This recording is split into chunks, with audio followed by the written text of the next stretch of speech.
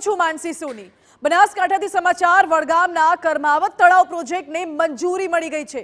સરકારે કર્માવત તળાવ પ્રોજેક્ટ માટે ₹862 કરોડની વહીવટી મંજૂરી આપી દીધી છે। મોઢેરાના મોટી દાઉદથી તળાવમાં પાઇપલાઇનથી પાણી ભરવામાં આવશે।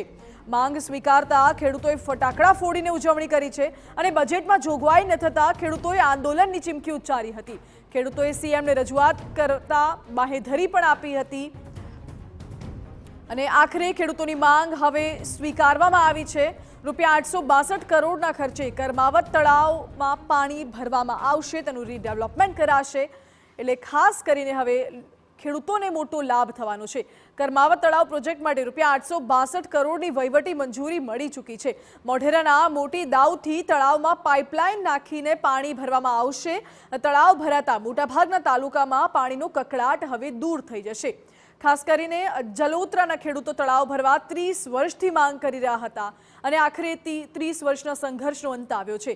અગાઉ 25,000 ખેડૂતોએ જળ આંદોલન કર્યું હતું। માંગ સ્વીકારતા 125 જેટલા ગામોને હવે લાભ થવાનો છે।